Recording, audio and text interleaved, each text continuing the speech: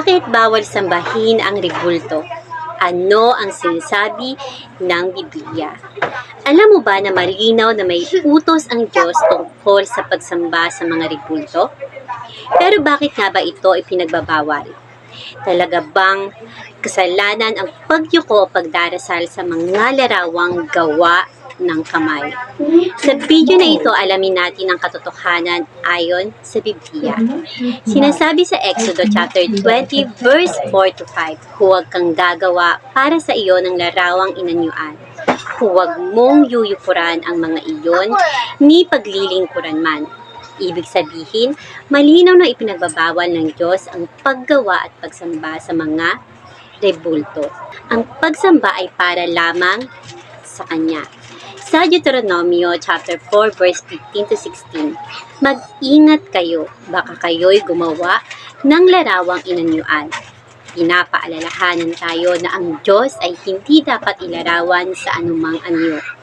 Siya ay espiritu, hindi limitado sa pisikal na bagay. Sa Isaiah chapter 44 verse 9 to 10, silang gumagawa ng mga larawang inanyuan ay walang kabuluhan.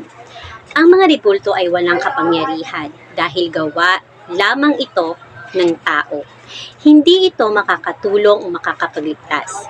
Sa Awit chapter 115 verse 4 to 7, may bibig ngunit hindi nagsasalita. May mata, ngunit hindi nakakakita. Ipinapakita dito na ang rebulto ay walang buhay. Hindi ito nakakarinig ng panalangin o nakakakita ng pangangailangan. At sa Gawa chapter 17 verse 29, hindi natin dapat isipin na ang pagka-Diyos ay katulad ng ginto o pilak o bato. Ang tunay na Diyos ay hindi gawa ng kamay ng tao. Siya ay buhay at makapangyarihan. Bakit bawal sambahin ang rebulto?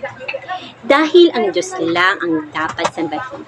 Dahil ang rebulto ay gawa lang ng tao. Dahil wala itong buhay o kapangyarihan. Dahil nilalayo nito tayo sa tunay na Diyos. Ang tunay na pagsamba ay hindi sa bagay, hindi sa rebulto, kundi sa Diyos na buhay. Hindi niya kailangan ng larawan para siya ay makilala. Gusto niya ay puso na tunay na sumasamba. Kung may natutunan ka sa video na ito, huwag mong kalimutang i-like, i-share at i-follow para sa mas marami pang mensahe mula sa Biblia. At tandaan, ang tunay na Diyos ay hindi gawa ng kamay.